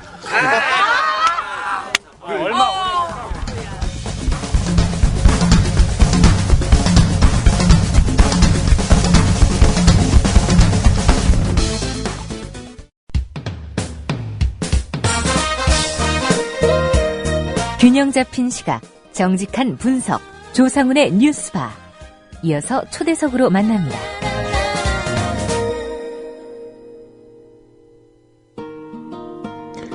길환영 사장이 좌파 노조가 KBS를 장악하려 한다며 사장직에서 물러나지 않겠다는 뜻을 밝혔습니다. 이에 따라서 KBS 사태가 총파업 국면으로 흐르고 있습니다. 오늘부터 모레까지 투표를 실시해서 그 결과에 따라서 총파업 여부를 결정하겠다는 게 KBS 양대 노조의 입장입니다. KBS 기자협회와 노동조합은 청와대의 눈치를 살피며 언론인의 책무를 망각한 경영진과 이를 이용하려는 청와대를 싸잡아 비판하고 있습니다. 참여정부 때 청와대 홍보수석 그리고 비서실장을 지낸 이병환 전 노무현재단 이사장을 연결해서 KBS 사태에 관한 얘기 들어보겠습니다. 이병환 전 이사장은 정치권에 몸담기 전에 오랫동안 기자로 일하기도 했습니다. 이 이사장님 안녕하십니까? 네, 안녕하세요. 이병환입니다. 예. 일단 6.4 지방선거 이 광주광역시장 후보로도 나서셨는데 선거 준비를 좀 바쁘시겠지만 우선 오늘은 그 청와대 홍보수석 그리고 비서실장 경험 바탕으로 해서 KBS 사태에 관한 얘기 좀 들어보고요. 후반부에 선거 관련 질문도 몇 가지 좀 드리도록 하겠습니다. 네, 잘 알겠습니다. 예, 일단 KBS 양대 노조 주장에 따르면 기란영 사장이 보도국장으로부터 뉴스 관련 큐시트를 넘겨받아서 특정 보도를 제한하거나 또는 뭐 강요하는 등의 이른바 보도 개입을 했다 이렇게 주장을 하고 있습니다. 이 주장을 좀 어떻게 봐야 될지 궁금하고요. 국민들 입장에서는 이런 의구심도 가질 것 같습니다. 과연 저게 사실일까? 이 사장님은 뭐 청와대에서 언론 담당도 하고 그러셨으니까 이런 주장 어떻게 보고 계십니까? 글쎄, 좀 저희들 생각으로는 생각할 수 없는 일들이 최근에 벌어지고 있는 것 같아요. 그런데 저는 이번 사태가 단순히 최근에 일어난 그 상황이 폭발한 게 아니라 이명박 정권 이후부터 시작된 일종의 언론 장악, 특히 공영방송과 방송 장악의 그 상황이 이번에 임계점에 이르러서 특히 세월호 참사와 관련돼서 그 기자들이나 그 KBS 구성원들의 분노가 폭발한 게 아닌가 그렇게 생각을 하고요. 예. 또 뭐 큐시트를 매일 넘겨받아서 특정 보도를 제한하거나 강요했다 보도 개입 사항이 나오는데 사실이라고 생각이 드는 것 사실이라는 생각이 듭니다. 왜냐하면은 그동안 그 정권들이 특히 이명박 정권 이후 지금 박근혜 정권과 언론을 대하는 특히 KBS 공영방송을 대하는 태도가 보도 언론기관으로서가 아니라 산하기관으로서 보는 시각이 충분히 비쳤거든요. 그리고 지난번 MB 정권 때 특히 이명박 정권 때도 대통령 선거에서 특보를 지냈던 분을 사장으로 밀어붙이는 그런 일들, 그리고 김인규 전임 사장이요? 예. 그리고 그 종합 편성 채널을 그렇게 강행했던 일들 하나하나가 그런 근본적인 문제를 같이 안고 있었던 것인데 이번에 세월호 참사와 관련돼서 그 분노가 전반적으로 폭발한 건 아닌가 그렇게 생각을 합니다. 예. 그 KBS 노조나 이제 김시곤 전 보도국장 여러 가지 주장을 했습니다. 그 중에서도 경영진 특히 기란영 사장이 권력만 보고 간다 이런 주장을 했고요. 이게 사실이라면 청와대의 개입 없이 기란영 사장이 뭐 뉴스 큐시트 받아보고 또 보도에 개입했다 이렇게 가능했을까요? 저는 이번 그 지금 드러난 김시곤 전 보도국장의 폭로나 이런 걸 보면서 그전에도 그런 느낌을 가졌습니다만은 아마 KBS 사장 뒤에서 청와대 권력이 수렴청정을 한 거 아닌가 그런 생각을 합니다. 물론 김시곤 전 국장의 폭로도 조금은 모순을 가지고 있는 건 사실입니다. 왜냐하면은 아마 김 전 국장도 아마 그런 청와대 이런 상황 속에서 청와대 입김 속에서 받았던 사람이 아니었을까 그런 생각을 하는데 그러나 그 상황이 아마 임계 수준을 넘어선 거 아니었나 그런 과정에서 이번 상황이 내적인 불만과 이렇게 여러 가지 합쳐지면서 이렇게 터져 나왔지 않나 그렇게 생각하고 수렴청정하는 청와대가 있다고 생각이 드는 부분이 많이 있네요. 보니까. 그 세월호 유가족들이 처음에는 이제 KBS 방문해서 그 김시곤 보도국장의 그 발언에 대해서 사과하라고 요구했는데 응하지 않았고요. 결국은 이제 유족들이 청와대 앞으로 갔단 말입니다. 네네. 그 상황에 즈음해서 박준우 청와대 정무수석이 그 박영선 새정치 민주연합 원내대표와 얘기하는 과정에서 이런 얘기를 했습니다. 그 김시곤 보도국장의 이제 거취와 관련해서 청와대가 나름대로 노력하고 있다 이런 취지의 발언을 했거든요. 이 자체가 KBS에 대한 청와대의 개입이라고 볼 수 있지 않을까요? 그 청와대가 부탁을 했다 하는 것이 밖에서는 부탁으로 보일지는 모르지만 지금 그 이명박 정권 이후 이렇게 형성된 청와대와 KBS 간의 관계를 보면 그건 부탁이 아니라 일종의 뭐 지시 내용이나 마찬가지겠죠. 그래서 이런 말이 그렇게 공개적으로 내뱉을 정도로 청와대 내부 상황이 KBS를 보는 눈이 그렇게 돼 있지 않나 하나의 그런 시사점으로 보이고요. 예전에 아주 권위주의 정권 시절에는 이런 KBS의 퀴시트나 특히 다 KBS뿐만 아니라 다른 방송사의 퀴시트까지도 청와대에서 관리했다는 이야기를 제가 들은 적이 있거든요. 예. 그리고 정무수석이 이런 일을 주로 맡았다는 그런 이야기도 들어서 그 연관선상에서 보면은 지금 정권이 과거에 권위주의 시대, 유신 시대의 그런 그 통치 문화를 가지고 지금 언론을 보고 있고 특히 KBS는 그렇게 관리 대상으로 보는 거 아닌가 그런 생각을 계속 듭니다. 예. 그리고 주목할 게 이제 백운기 벌써 전 보도국장이 돼버렸습니다. 한 일주일 만에 뭐 제대로 해보지도 못하고 물러났는데 네. 이 백운기 전 보도국장 선임 과정에서도 이 KBS 노조가 제기한 바에 따르면 뭐 청와대 인사 만난 거 아니냐. 예. 회사 차량 이용해서 청와대 근처 갔다 왔기 때문에 예. 결국은 뭐 보도 통제뿐만 아니라 KBS 인사에도 좀 이 정권이 개입했다 이렇게 볼 수 있을까요? 그래서 저는 그 보도 통제라는 게 결국은 인적 개입과 인사 통제를 통해서 이루어지지 않았나. 지금 보여지는 표면적 그 일부 시사점들만 나타난 현상들만 보더라도 그런 생각이 들거든요. 예. 그래서 보도국장을 직접 그 청와대 홍보수석이 만나서 무슨 이야기를 했겠습니까? 한다면은 결국은 그 관계가 지금 KBS에서 일어나고 있는 내부의 그 상황을 그대로 보여주는 거 아닌가 저는 그렇게 생각을 합니다. 예. 그 이정현 홍보수석을 만났다고 특정하실 수 있는 그런 대목을 발견하셨습니까?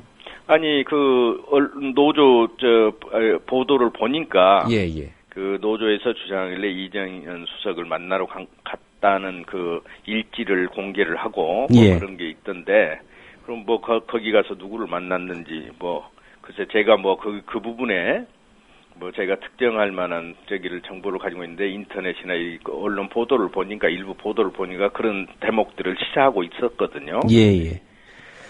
그 일부 언론이 KBS 사태를 다루면서 그 노무현 대통령 시절에 KBS 사장이었던 이제 정현주 사장을 또 같은 급으로 묶어서 좀 보도를 하고 그런 상황도 있었습니다. 사실 사실관계에 대한 그런 명확한 확인 없이 말이죠.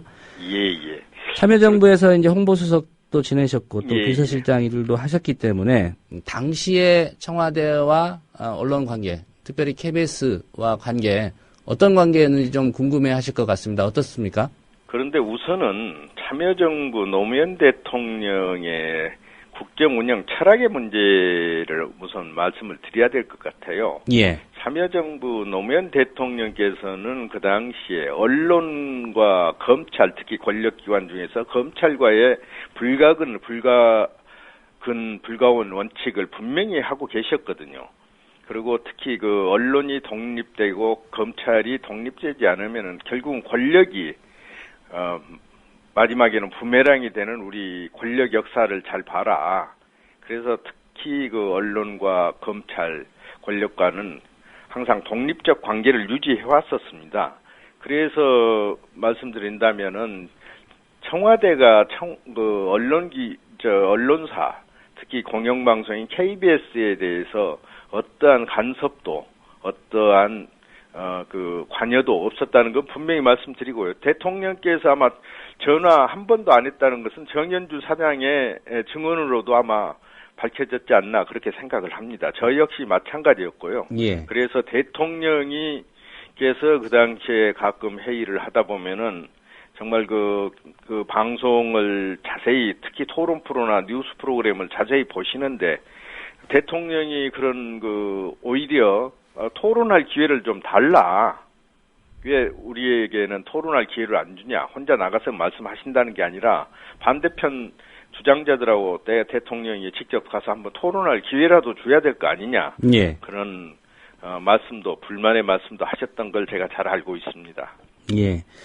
사실 그때만 해도 노무현 대통령이든 또 이병환 실장이든 마음만 먹으면 언론사에 전화하고 좀 이 기사 톤다운 해달라고 그렇게 할 수 있지 않았습니까? 근데 어떤 국정 철학의 기조에서 이제 그 부분을 하지 않겠다라고 노무현 대통령이 다짐을 했기 때문에 안 하신 거죠?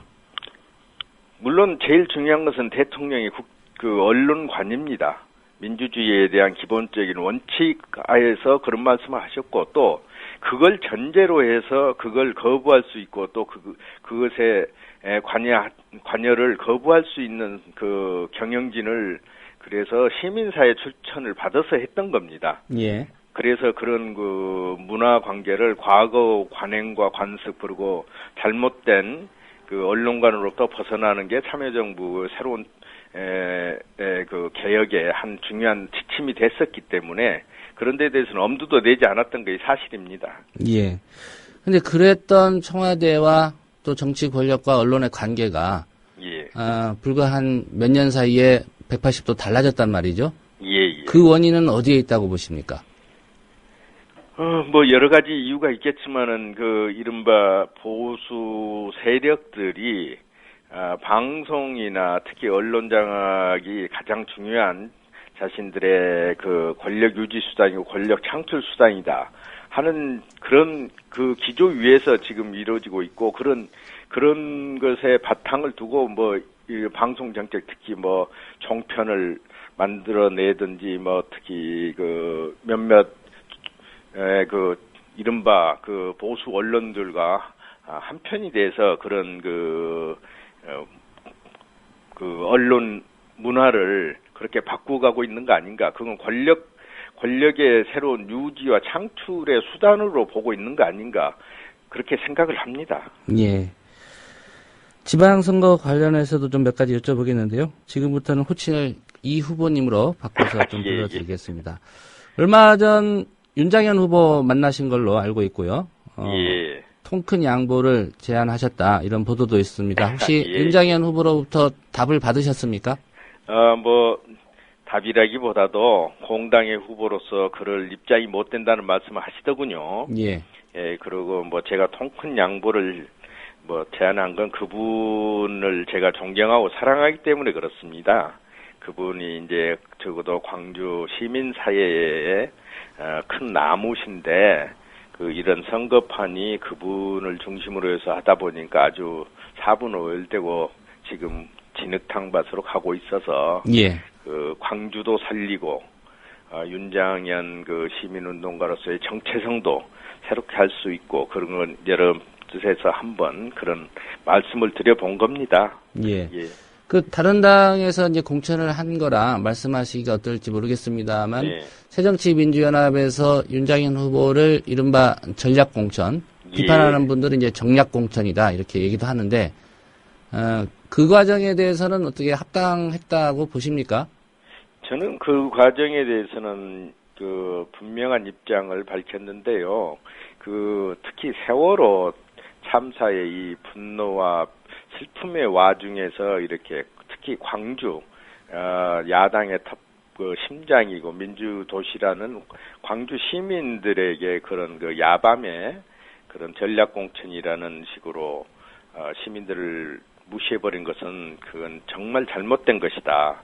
그리고 시민들에게 모든 걸 맡겨도 그만한 시민 의식을 가지고 있는데 그걸 믿지 못한다면 무슨 저 민주주의를 이야기할 수 있느냐 그런 뜻에서 매우 비판적으로 저는 그 부분을 보고 있습니다.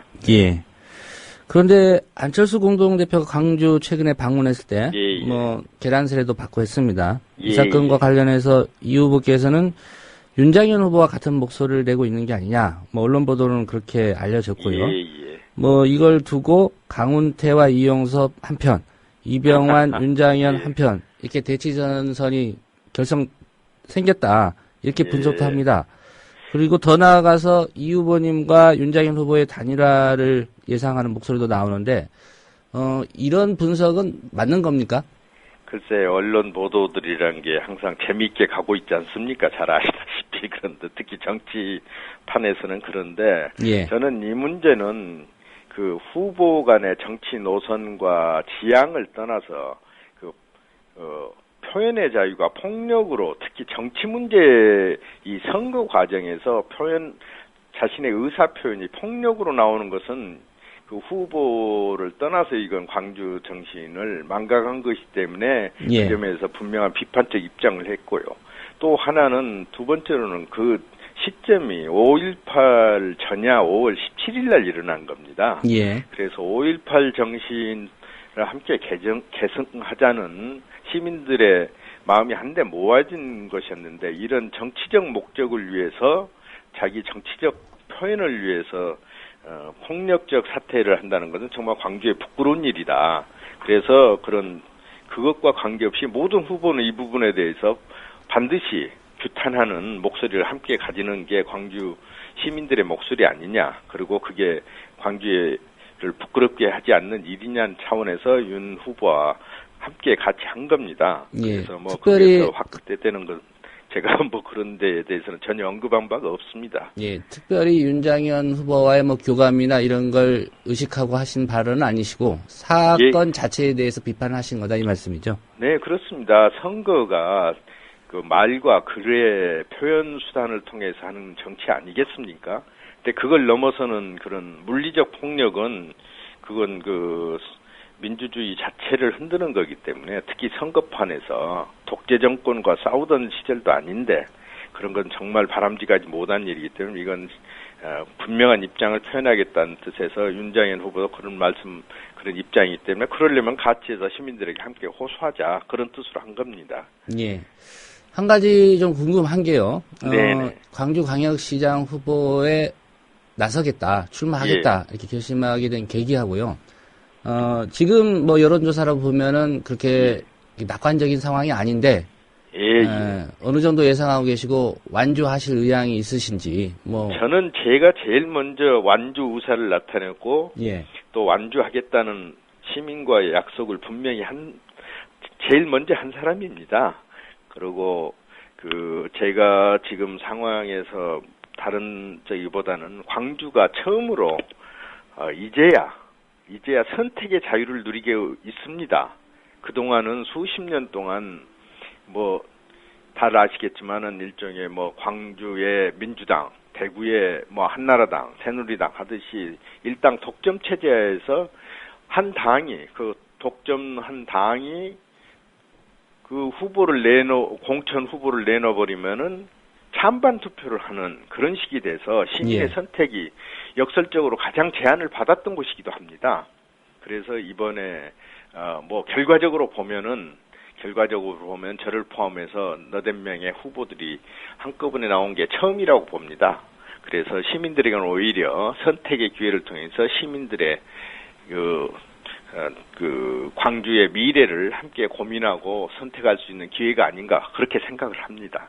예, 좀 앞서가는 질문인지 모르겠지만 이번 지방선거에서 소기 성과를 못 거두시면 7월 재보선에 도전할 의향은 있으십니까? 제가 분명히 말씀드릴게요. 제가 다른 어떤 정치적 적이었다면 제가 이미 총선에 출마를 했었죠, 그 전에.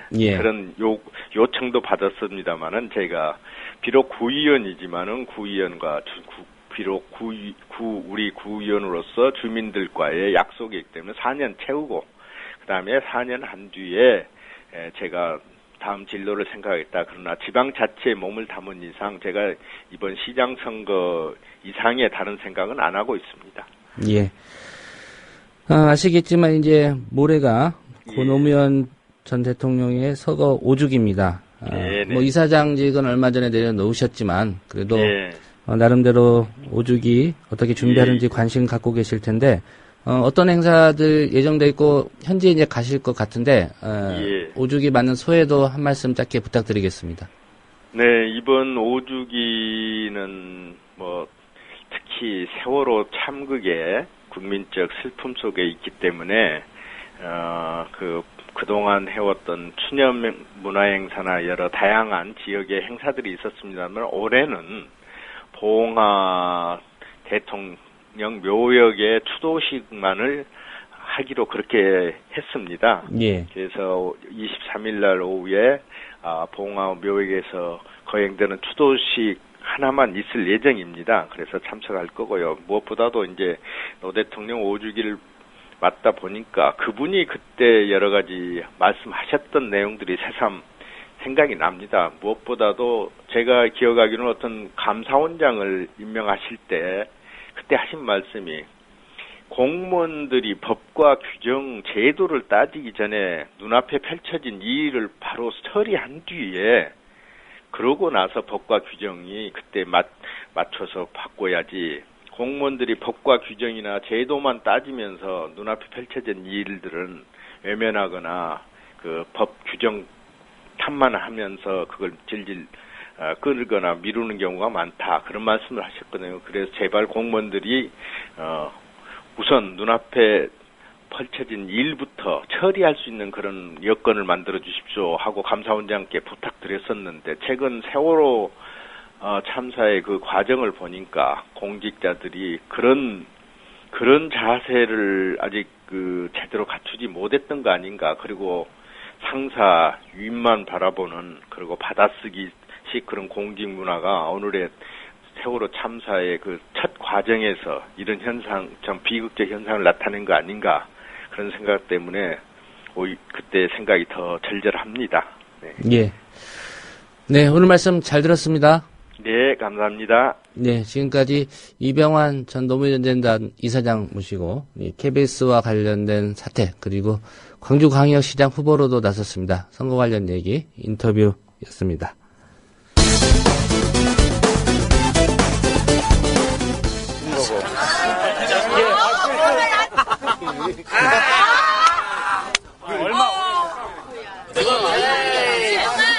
황망한 유가족분들에게 실수로 남아 웃음을 주려고 오신 분들이 있었습니다.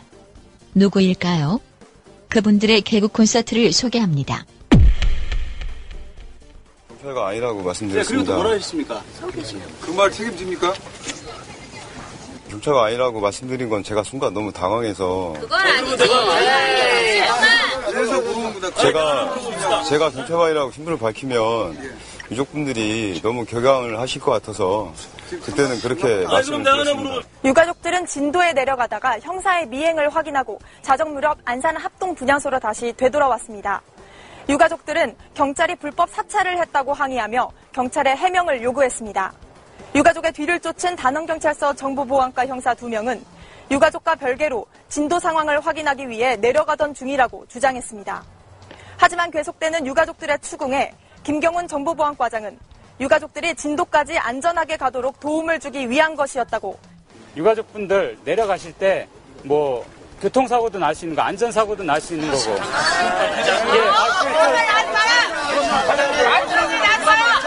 말씀드립니다. 사찰이라고 볼 수는 없다고 생각합니다. 저희가 미리 말씀을 못 드렸는데요. 현장에는 최동의 경기 경찰청장까지 나와 자기가 일단 맨 그냥 이렇게 신분이 드러나면은 그 자기 직속 상관 그 정보 보안과장이나 이런 사람한테 불이익을 줄까 싶어갖고 직원이 좀 당황했던 것 같습니다. 속칭 말하는 미행이 되려고 하면은 그분의 어떤 불이익을 주기 위해서 다른 간격은 미행으로 저는 봅니다. 그런데 저분들이 그냥 이렇게 절차는 잘못됐지만은 그런 불이익을 줄 마음은 없었습니다. 그래서 나쁜 의도가 없으면 경찰은 아무나 뒤를 쫓아다녀도 되나요? 아무나는 아닙니다. 저희들이 보호해야 될 분들입니다. 정말로 근데 그런데 유가족의 안전을 왜 정보과에서 한다는 것일까요? 황필규 변호사는 말이 안 된다고 합니다. 애로사항을 파악하고 주민들을 보호하는 업무는 정보보안과의 업무는 아니거든요. 정보과는 엄연히 범죄 혐의에 대한 정보 수집이나 범죄 혐의자에 대한 동향 파악의 업무를 하는 곳이거든요. 유가족들은 떳떳한 정보 활동이라면 그동안 수집한 정보를 공개하라고 요구했지만 최 청장은 경찰 창설 이래 공개한 적이 없다고 거부했습니다. 그 작성된 보고서 중에서 가족분들과 관련된 내용을 공개할 용의는 있으십니까? 근데 공개 자체가 지금까지 어떤 그런 정보사항 보고에 대해서 공개한 적이 없습니다. 국회에서 그냥 요구하는 경우에도 정보사항 보고는 저희들이 공개하지 않습니다. 그거 좀 이해해 주시기 바랍니다. 정보 보고서는 근데 열나무 다 파기하도록 되어 있습니다. 만약 국회에서 요구하는 경우에도 전산화 다 돼 있다고 그러셨는데요? 국회에서 요구하는 경우에도 정보 보고서를 직접 주지는 않습니다. 아닌데 아까는 전산화돼 있다라고 그러셨고 지금 또 전산화돼 있나? 전산화돼 있으면 그게 금방 지워 삭제가 됩니다.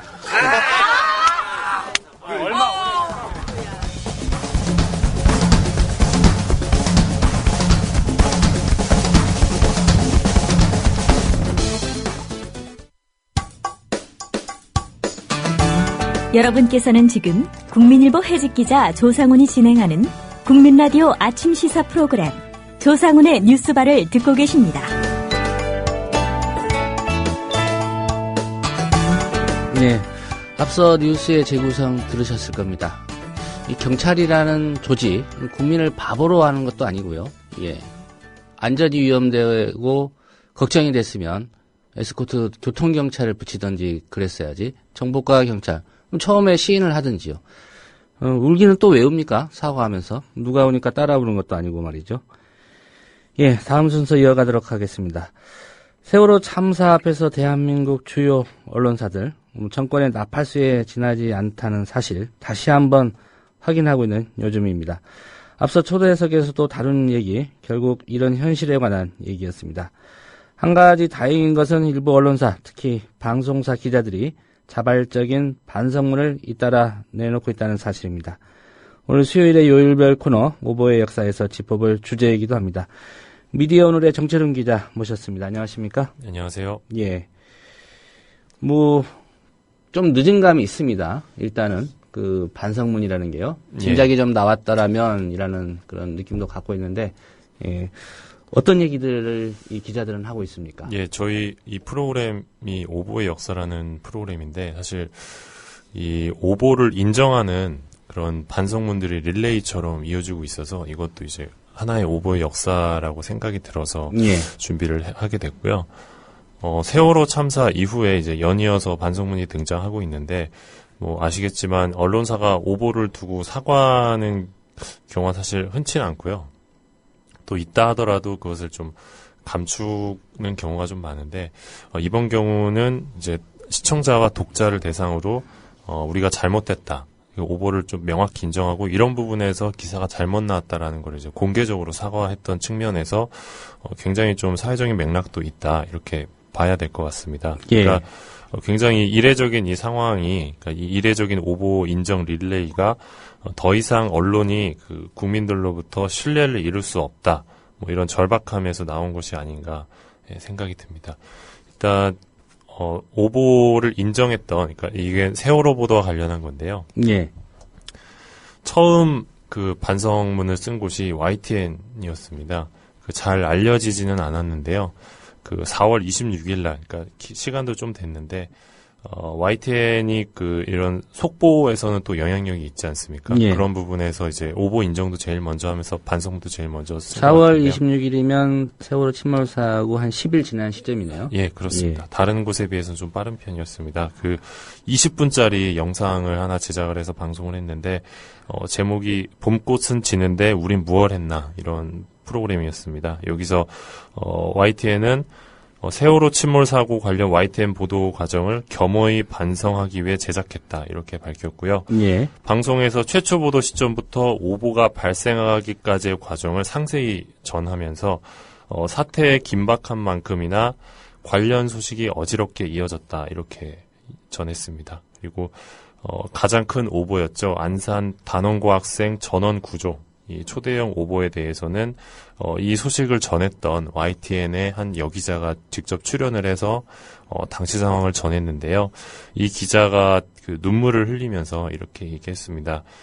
제가 일보를 전했을 때 아이들이 살아있었고 그때라도 사안을 제대로 알고 여러분 거기 있으면 안 됩니다. 라고 했었다면 이러면서 말을 흘리면서 후회의 눈물을 흘리기도 했습니다. 예. YTN이 이런 보도를 전한 이후에 지난주였죠. KBS가 15일자 메인 뉴스인 뉴스9에서 반성문을 또 반성 리포트를 내보냅니다. 사고 초기 KBS를 비롯한 주요 언론은 정부가 500명을 투입하고 장비를 총동원했다며 정부 발표를 받아쓰기만 했다. 실상은 다르다는 실종자 가족들의 항의가 쏟아졌지만 검증할 방법조차 찾지 못했다. 이렇게 반성하는 리포트를 내보냈습니다. KBS는 참사 이튿날 박근혜 대통령이 진도 실내체육관을 방문했을 때 실종자 가족의 절박한 하소연이 쏟아졌지만 뉴스에서 구조작업에 대한 문제 제기는 들을 수 없었다. 이렇게도 보도했습니다. 네. 그러니까 넓은 의미에서 이제 한쪽의 주장을 일방적으로 편향적으로 보도하는 경우 또 반론을 듣지 않는 경우 이런 것도 오보에 해당하는데요. KBS가 이런 부분을 인정했던 것입니다. 그리고 KBS는 사고 당일 200명에 이르는 인력이 구조 작업을 벌였다고 전했지만 실제 수중 수색 인원은 16명에 불과했다라면서 또 반성하는 리포트를 내보냈습니다. 예. 사실 정부가 발표한 거를 받아 쓴 언론, 물론 큰 문제가 있습니다. 그런데 사실이 아닌 걸 발표한 정부가 1차적인 또 책임이 있지 않겠습니까? 예, 정부의 1차적인 책임이 있는데요. 근데 이 받아쓰기의 참극이라는 것이 결국 언론이 감수해야 되는 부분이고요. 또 예. 정부 발표를 신뢰하고 또 보도할 수밖에 없는 상황이라 하더라도 이번 경우처럼 좀 중차대한 문제 같은 경우에는 언론이 조금 더 팩트 체킹을 해야 될 필요가 있었습니다. 예를 들어서 그 전원 구조됐다는 오보의 경우는 뭐 아시겠지만 그 목포 MBC에서 처음에 전원 구조가 아닐 수 있다라는 부분을 이제 그 MBC 서울 쪽에 알렸고, 이게 이제 박상호 전국부장에게 알려줬고, 또 본사에서도 이제 오보일 수 있다, 전원 구조가 아닐 수도 있다라는 걸 알았지만, 그럼에도 불구하고 다른 매체들이 이제 전원 구조됐다는 보도가 나오면서 MBC도 이제 전원 구조라는 이제 오보를 냈던 것인데요. 그러니까 예. 충분히 오보를 막을 수 있었음에도 그런 부분을 좀 체킹을 제대로 하지 않은 부분. 이런 부분들은 결국 언론의 그 과실이 아닌가 생각이 됩니다. 예, 받아쓰기라고 말씀하시니까 국무회의 석상의 장면이 떠오릅니다. 거기도 받아쓰지 않습니까? 예, 그 대열에 언론도 합류했다는 지적하고요. 예, 그러니까 정부 발표를 받아쓰는 것도 문제고, 또 자체적으로 취재를 해서 사실을 확인하는 부분에 있어서도 굉장히 부족했다, 이렇게 봐야 될 것 같고요. 예, 그렇습니다. 그리고 방송에 이어서 신문도 이런 반성문 대열에 합류를 했었는데요. 지난주에 한겨레 신문이 사설을 통해서 세월호와 함께 한국 언론도 침몰했다. 요즘 이제 기레기라는 말이 유행인데요. 그 기자와 쓰레기의 합성어인데, 이 기레기로 불린 기자들은 멱살이 잡힌 채 취재 현장에서 쫓겨났다. 자업자득이다. 이렇게 얘기를 하면서 한겨레도 자유롭지 않다. 국민들의 전폭적인 신뢰를 받지 못했음을 받아들이고 반성한다. 이렇게 밝혔습니다. 예. 중앙일보 같은 경우는 지난 16일 금요일이었죠. 세월호 부정확한 보도 사과드립니다. 이런 제목의 기사를 이면에 실었는데요. 중앙일보 편집국 기자 일동으로 올린 글이었습니다. 한 달 동안 지면에 실린 세월호 사고 보도를 검토하니까 부정확한 보도로 희생자 가족들과 독자들께 혼선을 드린 점이 적지 않았다. 이런 불편한 지시를 마주하게 됐다. 이렇게 중앙일보가 밝혔고요. 탑승자 수에 대한 오보, 그리고 정부 발표에 대한 현장 검증 소홀로 빚어진 오보 등에 대해서 사과했습니다. 중앙일보는 정부의 공식 발표라 하더라도 이를 재차 확인하고 신중하게 보도했어야 했다라며 이렇게 사과를 했고요. 예. 또 4월 17일자 이면 중앙일보 기사였는데요. UDT 대원들이 178명이 투입됐다라는 기사를 썼는데, 사실 구조 현장에서는 20명 내외의 잠수부가 수색 작업을 한 것으로 확인됐다. 정부가 발표했던 이 178명은 동원이 가능한 전체 자원이었는데 이를 실제 작업 인원과 대조하지 못한 탓에 나온 오보다, 이렇게 또 인정하기도 했습니다. 예. 예.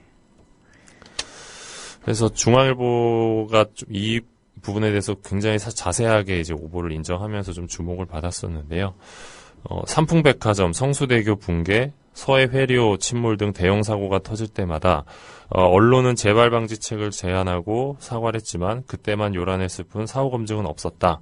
라면서 숨진 영령들을 위로하고 더 이상의 희생자가 나오지 않도록 하기 위해 악착 같은 기자 근성으로 파헤치겠다. 뭐 이런 각오를 밝히기도 했습니다. 좀 지켜봐야 될 것 같습니다. 예, 지금까지 이제 말씀해 주신 건 각 해당 언론사들이 회사 입장에서 결정해서 예, 맞습니다. 프로그램을 만들기도 하고 예. 또 지면에 예. 그런 오보에 대한 사과 예. 내지는 반성을 한 케이스고요. 예, 맞습니다. 개별 기자들도 자체적으로 반성문 또는 뭐 기자회라든가 이런 단체 이름으로 또 반성문을 쓰기도 했죠. 예, 맞습니다. KBS와 MBC 같은 경우는 또 공영방송으로서 그 재난 보도를 명확히, 정확히, 객관적으로 할 필요가 있는데요. 여기에 대한 실망감이 굉장히 컸기 때문에 KBS와 MBC 기자들이 이제 기자협회와 노동조합 명의로 이제 반성문을 내기도 했습니다.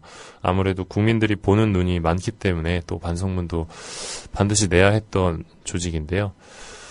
현재 KBS 같은 경우는 또 국가재난 주간방송이어서 그 이번 오보 건에 대해서 기란영 사장이 책임이 있다 하면서 제작 거부에 돌입한 상태입니다. KBS의 한 기자는 반성문을 쓰면서 자식을 잃은 부모의 분노와 절규는 사라졌고 대통령께 부탁을 하고 대통령이 위로와 당부를 하는 모습은 너무나 잘 짜인 연출된 모습처럼 보도됐다. 라면서 이제 자사 KBS 보도에 대해서 비판하기도 했습니다. 예. 또 이성주 MBC 기자, 지금 MBC 노조위원장인데요. 이 MBC 이성주 기자는 삭발을 하고 시청자 앞에 무릎을 꿇기도 했습니다. 예.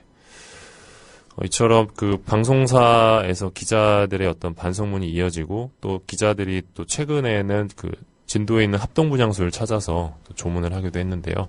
그 유가족들은 대체로 좀 냉담한 반응을 보이셨습니다. 왜냐하면 당시에 보도를 잘 하는 것이 사실 기자의 그 임무인데 정작 보도는 제대로 하지 않고 분향소에 와서 사과만 하니까 아무래도 유가족들 입장에서는 분통이 터질 수밖에 없지 않았나 싶습니다. 예. 특별히 미디어 오늘은 세월호 침몰 사고와 관련해서 오보를 내보내거나 그런 일은 없습니까? 저희도 물론 비판에서 자유롭지는 않고요. 저희도 최대한 그 오보를 내지 않는 선에서 기사를 쓰고자 노력을 했는데요. 저희가 어떤 팩트에서 틀린 부분은 없었는데, 예. 그 편집국 내부에서는 이제 다이빙벨 보도와 관련해서는 약간의 논쟁이 있었습니다. 예. 예. 특히 또 이렇게 보도를 하는 매체들을 감시하고 예. 비판하는 그런 입장에 있다 보니까 좀 더 신경을 쓰고 계실 거라는 건 짐작을 합니다. 예. 이렇게 좀 기자들의 반성문 릴레이 그리고 사과 프로그램 좀 상당히 이례적이지 않습니까? 그만큼 우리 언론의 현실이 국민들의 기대치와는 좀 동떨어져 있다. 이런 반증인 것 같기도 하는데요. 앞으로 잘하는 게 숙제일 것 같은데 어떻게 될까요? 앞으로 잘할지 두고 봐야 되는데 사실 조금 회의적이긴 합니다. 하지만 지금 언론이 이렇게 반성문을 쓰게 된 데에는 어떤 아까 모두에도 말씀드렸지만 절박함이 있다는 건데요. 예. 사실 요즘은 뉴스의 대체자가 굉장히 많아졌습니다. 그러니까 예전에는 시청자나 독자들이 수동적으로 뉴스를 이제 받아들이고 소비했다면 요즘은 이제 능동적으로 뉴스를 소비할 수 있는 시대가 왔고요. 또 최근에 뭐 크롬캐스트가 또 화제인데 크롬캐스트를 깔면 그 안방에 있는 TV에서 이제 뉴스타파나 국민 TV를 바로 시청할 수 있기 때문에 예. 사실 이제 능동적으로 선택이 가능한 시청자들 앞에서 뉴스는 그러니까 지금 공영방송사나 뭐 민영방송사나 할 것 없이 결국 콘텐츠로 승부를 해야 되거든요. 근데 뉴스에서 계속해서 오보를 내고 또 특정한 그 세력에 편향된 보도를 하게 되면 결국 외면받을 수밖에 없고 외면받게 되면 이제 뉴스를 아예 안 보기 때문에 그 해당 언론사에 대해서 분노도 하지 않겠죠. 그러니까 KBS 같은 경우는 이제 유가족, 시청자 가족들이 분노해서 본사 앞까지 찾아가지 않았습니까? 항의 방문도 받고요. 예, KBS는 이제 시청률이 어쨌든 20%가 나오는 그 뉴스를 갖고 있는 방송사고요. MBC는 이번 재난방송 보도에서 평균 시청률이 5%대였거든요. 5%, 6%대였고, 이번 경우에는 이제 MBC 보도국장이나 전국부장이 막말을 쏟아냈음에도 불구하고, 시청자 가족들이나 유가족들이 MBC를 찾아가지 않았습니다. 그러니까 안 봐서 안 본다는 거죠. 예. 네, 안 본다는 거고 사실 이렇게 뉴스를 안 보면 분노도 안 하기 때문에 사실 그 해당 언론사에 대한 분노에 대해서 그 언론사 기자들은 좀 감사해야 된다고 봅니다. 그만큼 아직은 영향력이 있다는 거니까요. 예. 이번 반성문을 통해서 좀 언론의 기본을 지키는 어떤 계기로 잡아야 되지 않나 생각이 듭니다. 그러니까 지금까지 언론이 좀 정부 여당에 기대서 좀 보도를 하는 경우가 많았는데 그래서 오보가 나더라도 그래서 공적 기능이 훼손되더라도 언론은 이제 정부 여당에 기댄 결과로 일종의 자기 이익을 챙길 수 있었는데요. 이번 경우는 이제 세월호 참사에서 정부의 무책임에 대해서 시민들의 분노가 언론에 대한 분노로 곧바로 이어졌습니다. 굉장히 특별한 경우였는데 왜냐하면 언론이 정부와 같이 움직였기 때문입니다. 예. 언론과 정부가 똑같았다는 거죠. 그래서 언론은 이제 정부만 믿고 있을 수 없는 상황이고 독자이자 시청자인 국민들을 믿고 가야 하지 않나라고 생각이 됩니다. 예. 언론의 본령, 재상 강조할 필요가 없습니다. 비판하고 견제하는 역할을 하라고 언론의 역할을 부여했고요. 또 그것 때문에 시청자나 독자들로부터 관심 받고 사랑을 받는 건데 제 기능을 상실한다면 언론으로서 존재 이유 자체가 없는 거죠. 예. 오늘 말씀 잘 들었습니다. 감사합니다. 예. 계속 세월호 침몰 사고와 관련해서 언론의 역할에 대해서 강조를 하고 있습니다. 예. 국민 편에 서지 않고 권력 편에 서는 언론, 무슨 존재할 이유가 있겠습니까? 경영진은 잠시입니다. 오랫동안 소속 언론사에서 기자 생활을 할 분들이 결국은 그 경영진에 대해서 판단하고 어떤 게 옳은 길인지 생각해 봐야 될 그런 시점 같습니다. 오늘 준비한 소식은 여기까지입니다. 지금까지 제작의 김효진 PD였고요. 저는 조상훈이었습니다. 내일 오전 7시 30분에 다시 찾아오겠습니다. 들어주신 여러분 고맙습니다.